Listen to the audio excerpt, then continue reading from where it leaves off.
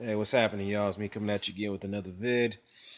Well, looks like Andre Berto had TKO Victor Ortiz or stopped Victor Ortiz in the fourth round. Vicious Victor Ortiz is no longer vicious, and let me tell you why. Well, I mean, in the first, I mean, before I even start this video, I would like to know: did anybody actually cared about this fight when it was announced? And that's an honest question. The reason why I'm asking is because I'm gonna be truthful. I didn't really care about it, but as a real boxing fan, I said, why not? I'll watch the fight, see how it turns out.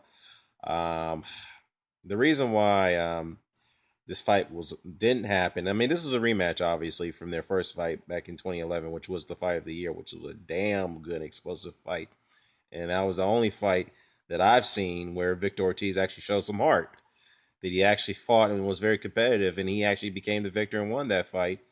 And some would say that he's the reason why Andre Berto is no longer in his prime, and he took away his prime.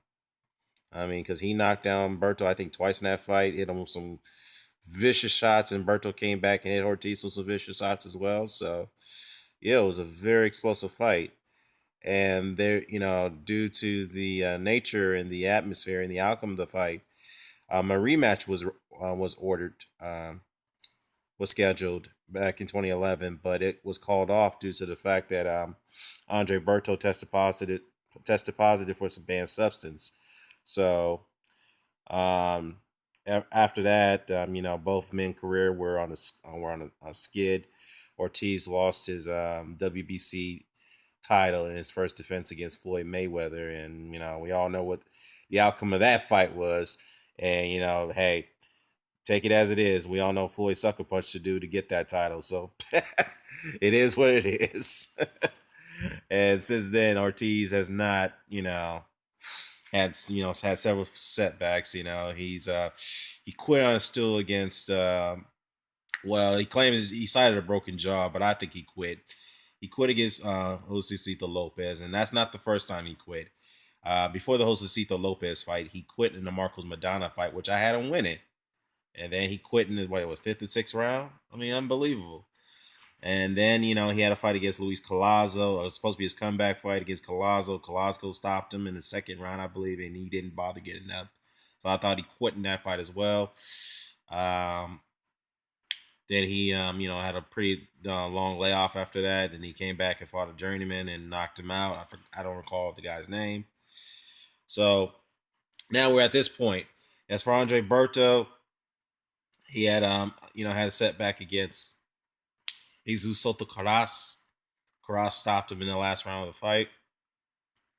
And, he had a long layoff after that. And then he came back and he had a comeback fight against Steve Upshur Chambers, which he didn't look too great in that fight. And then the second fight, he had the second comeback fight, I should say. He went up against Josecito Lopez, knocked him out, and then pretty much in a controversial way. Then I don't know, undeserving got a shot at Floyd Mayweather. I don't know why, but Floyd like to cherry pick and all that. But it is what it is.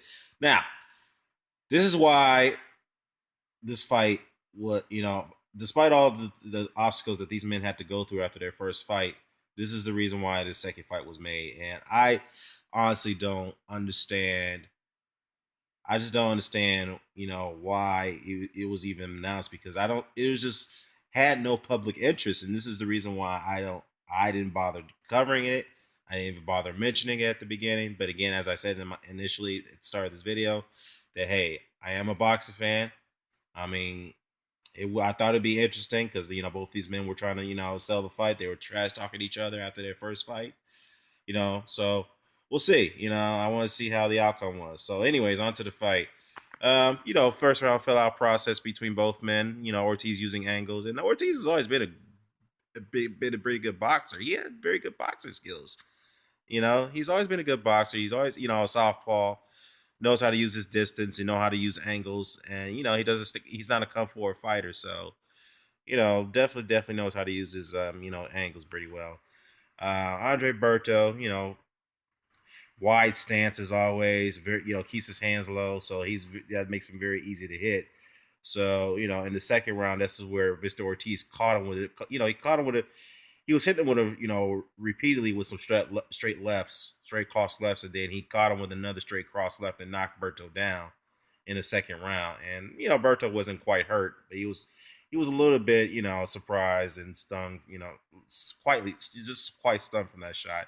He got back up onto the third round. I think Berto started to control the action a little bit, start to press it a little bit, start to be the ring general in the third round. So in the fourth round, Berto came in with a vicious uppercut and knocked down Ortiz. It was brutally vicious. And Berto is known for his uppercuts. He knows how to land them very well. He knows how to put a lot of mustard in those shots. So he landed on Ortiz, and Ortiz was very hurt from that. Ortiz got up.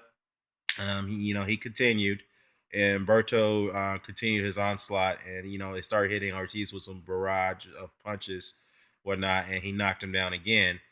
And Ortiz, I didn't think he was going to make the count, but he did make the count.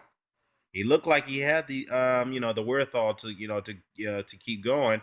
The referee asked him that you wanted to continue. He asked him 2 or 3 times, and he didn't respond. So that's why the referee waved off the fight, and Berto wins by TKO. Now, a lot of fans were very, very disappointed. This was at the StubHub, by the way, and this is a very, very big Mexican demographic boxing environment now. See,